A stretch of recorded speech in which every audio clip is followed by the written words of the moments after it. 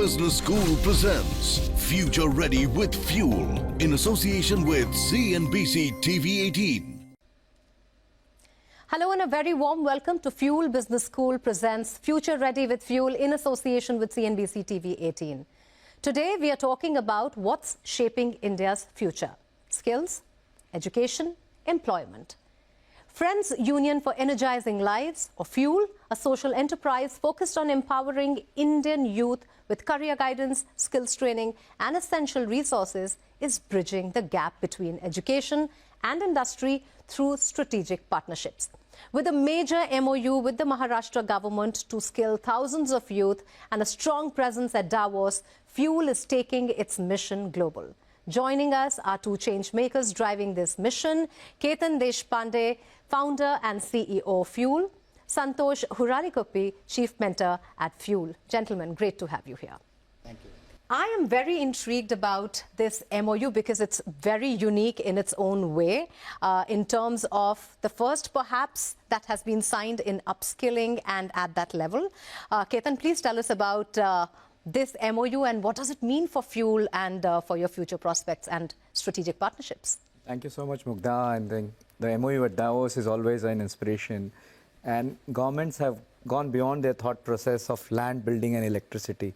They're also working on human resource requirement of the large companies. So this MOU is specially made so that human resources are ready before the actual investment starts, so that young India not only looks this as a CapEx investment, but also as an investment in skills. And our MOU is exactly for future skills for the youth of Maharashtra, where we train them for the investments which are being made at Davos.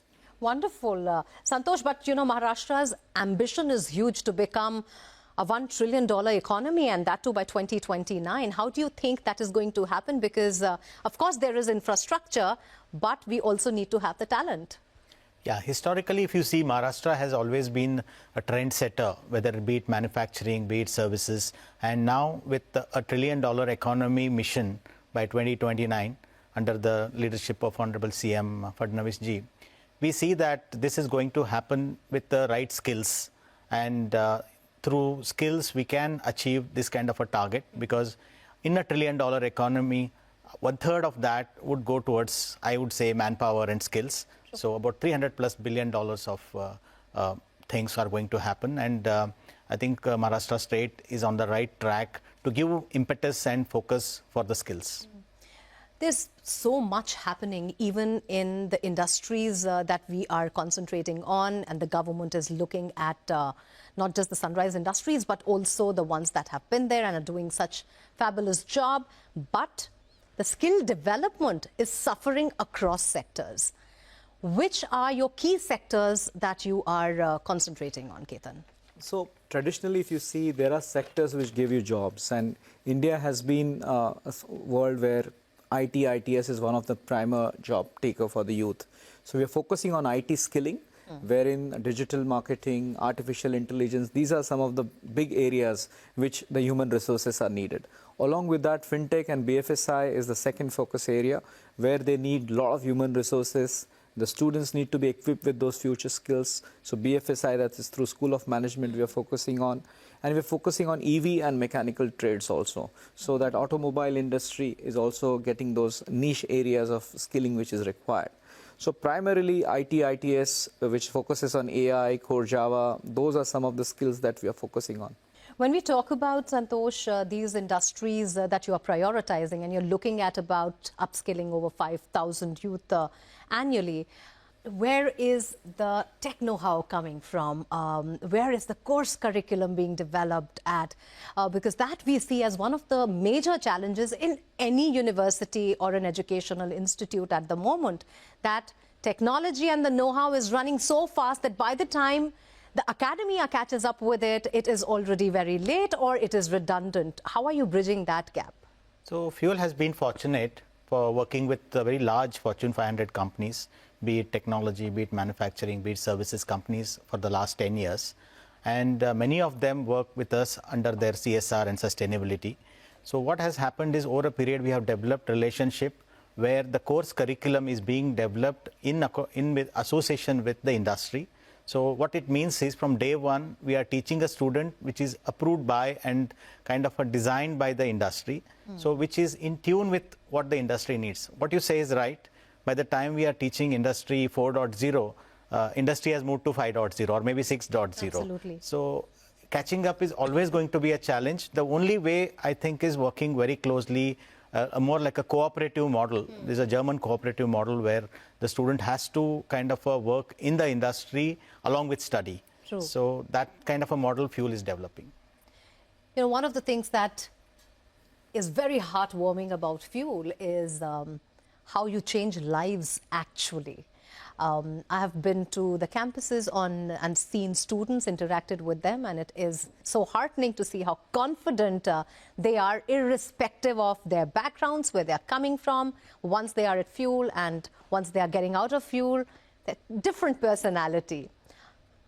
It will be a rhetoric question how satisfying it is, because I'm sure it is deeply satisfying. But do tell us a little more about what fuels your ambition at Fuel with these young students and how you're changing their lives.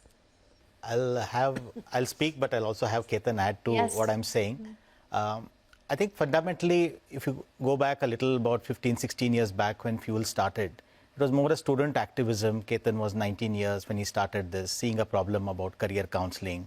And then we have come a long way in terms of getting into education, scholarship, and skilling.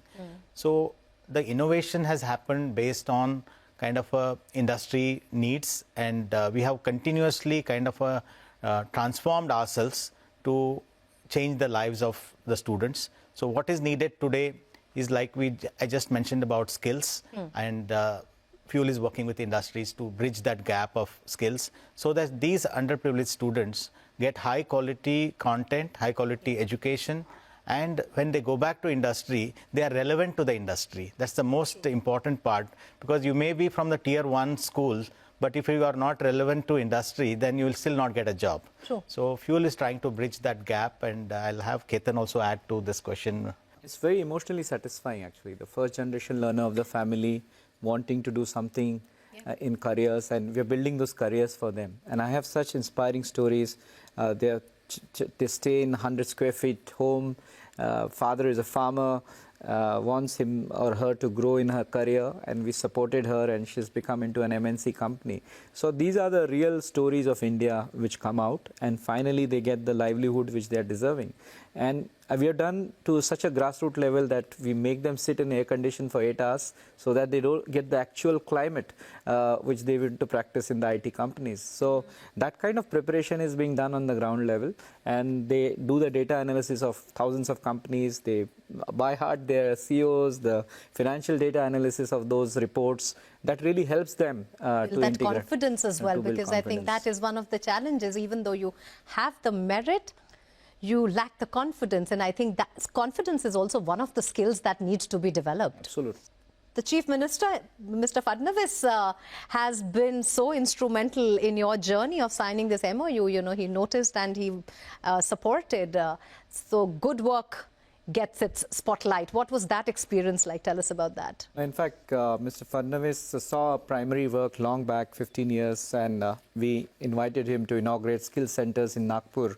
And from there on, he has seen the journey what Fuel has done. And when we wrote a letter about our work which we are doing and why we wish to sign an MOU, because our partners are global, our investors are global, they were there at Davos, so we wanted to demonstrate them about how Fuel is working for the global skills. Because unless you demonstrate that the global skills which are required, the global placements need to happen, Right. you have to be at the global platform. So I think we are thankful to the Chief Minister of Maharashtra and the entire team of Maharashtra government. They acknowledged their efforts, our efforts, and we signed an MOU with them. And we promised them that we will do a good job for the industries to come here. And we also told industries that, like land, building, electricity, you'll also have the human resources ready on day one. We are talking about skills. So tell me more about the Fuel Skill University. And then I want to know from you, Santosh, how is it different from any other university that is there? Now, this is a very unique concept. The Fuel Skill University was born out of corporates supporting us. They said, day one, that students should be job ready. And we want to integrate the industry curriculum and the academics together. So that's how the university is built, on those ethos, where the corporates give the syllabus, the L&D team is involved in creating the syllabus, and then finally we are deporting those students to the jobs. Now this really helps students to get internships, to get placements, and finally a dream job of theirs. So it's a very unique combination, and we are involving the employee volunteers who are involved in the selection process. So that really makes that employee feel comfortable that I am going to invest in a human resource whom I know where he or she is coming from. So those human resources are coming, and it's making a unique combination. But poor students should not get poor resources. So cutting edge technologies, giving them the right infrastructure, and giving them the accredited degree at the end of the program is also built on those ethos. So this gives the industry a perfect solution, that you build with us the curriculum, we place them, and you get your ready manpower from day one. Incredible. Santosh? Yeah, I think just to add what Ketan said, if you see, Fuel started more like a grassroots non-profit organization towards social enterprise. That itself was a big transformation in terms of where it kind of came in. And why this university concept came in is because we were working like spokes across the country. Like we had a project in, say, Nagpur, we had a very large project in UP, Chandigarh, like that. So our hub was not being created, where a center of excellence, where we develop content, and where the PhD holders should come and work for us to develop the world-class content. So that kind of gave us a trigger to start an institute, and then now an university. So the uniqueness is, one is our own transformation, I would say, as you can call an NGO to a social enterprise. That's a very big transformation. Second is our collaborations with the industry from day one, because we have worked with them from last 10 years. The third is international collaborations. Both Ketan and I are already fellows to Cambridge Judge Business School, and we also are collaborating with many other foreign universities from day one. So those all, I think, kind of a mix together gives this the students, like the underserved, underprivileged students, an edge to compete with the global world and also get the right jobs because they are learning the right skills. Right. You are Dr. D.C. Pavate Fellow and Ashoka Fellow at Cambridge, and that must also tell you that why these excellence centers have to be created, and why these excellence centers need to invest in knowledge, in research, your own publications. I do see a very interesting book here. We should talk about that as well. Is that the story from grassroots to a social enterprise, as you were talking about? Yeah, absolutely. I think this is a story written by me and Santosh to inspire more social entrepreneurs to come. And I wish to share that most complex social problems are solved by social entrepreneurs, but you need a lot of them. So that's why, to inspire many other social entrepreneurs, we have written this journey, which will help others to also choose these pathways. And unfortunately, commercial entrepreneurs are celebrated in a very big way, but social entrepreneurs are creating deep impact. More than valuation, they're creating the values for the youth. So that's something which is very important need of our country. Fantastic.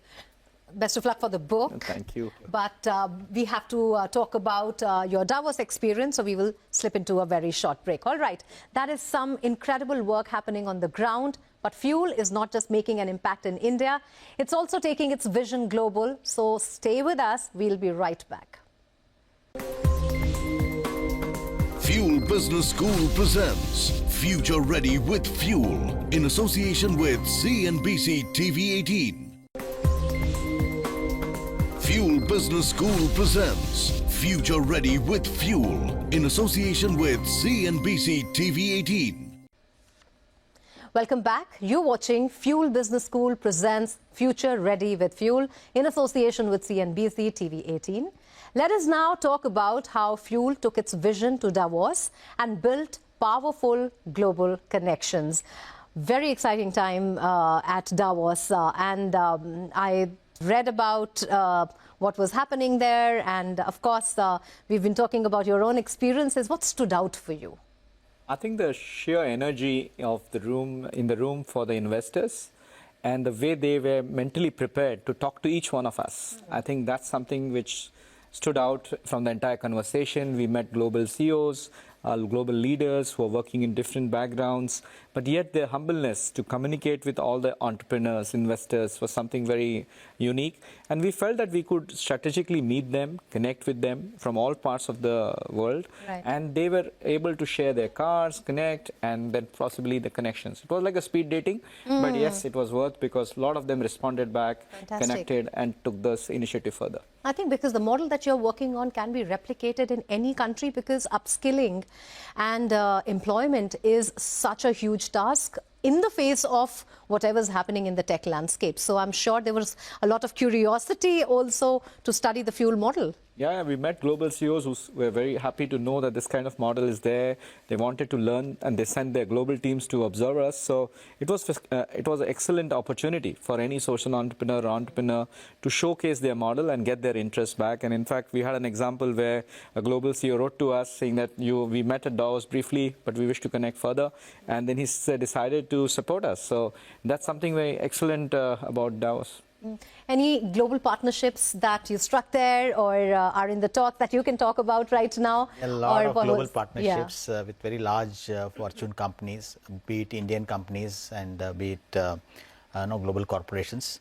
And luckily, we already have a lot of global partners who are supporting us who were there.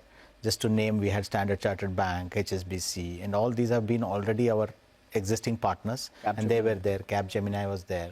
And that helped us to reconnect with them. Microsoft was there. Right. So that way, it was like telling them that, okay, we do this in India, we also can do global work. Right. And one very important part about this World Economic Forum I found was the focus about sustainability and the focus about creating a better world for everyone. So even the corporate leaders were in tune with what's happening around the world in terms of the sustainability and organizations like Fuel, how they can contribute. Because on one side, everyone wants growth. I'm sure like industries need growth and year on year.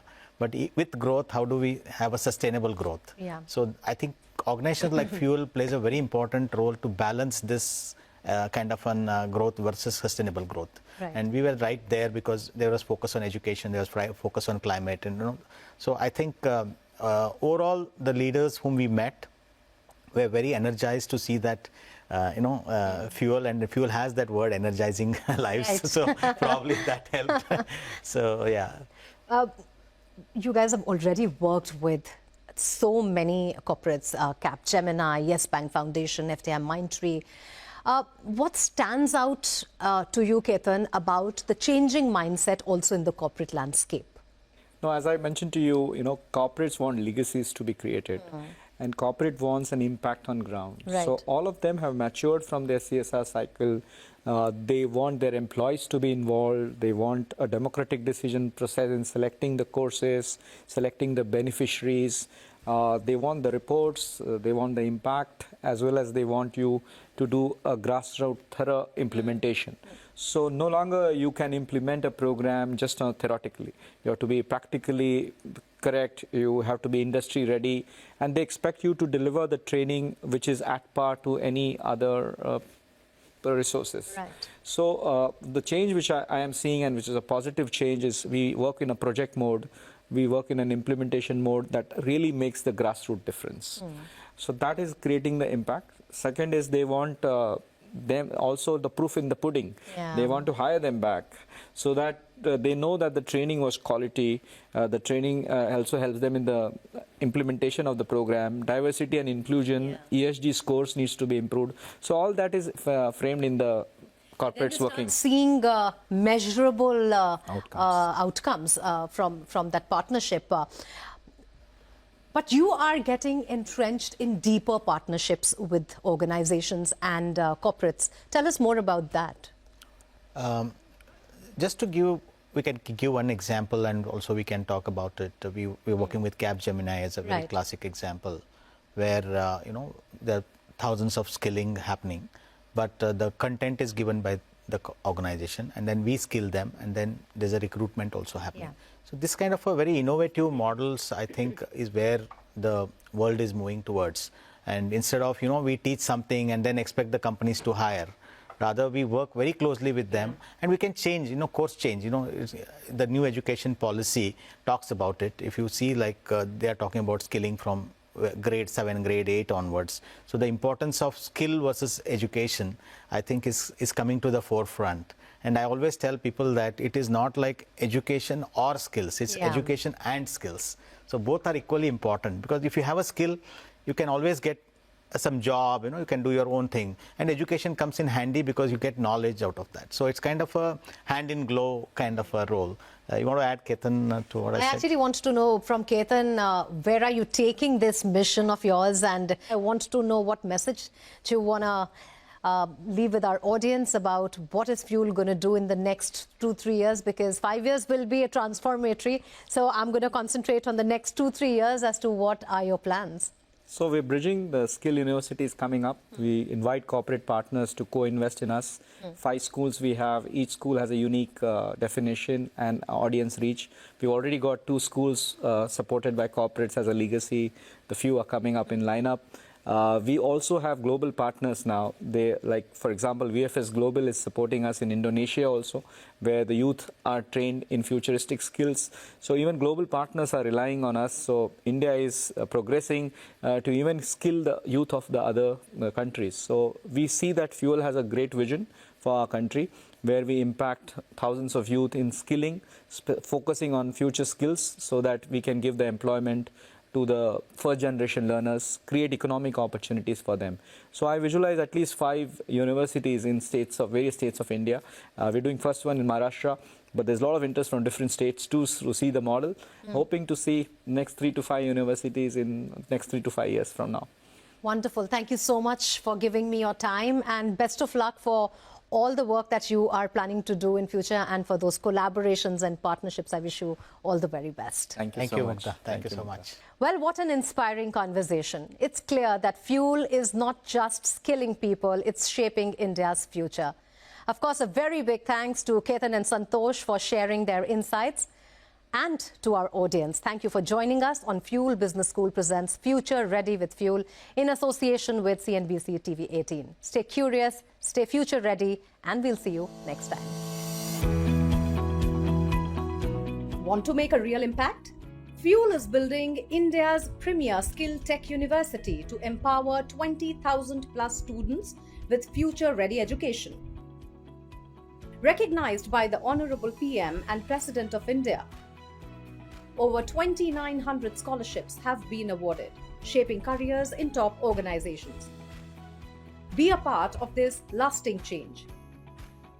Visit www.fuelfornation.com and www.fuelbschool.com.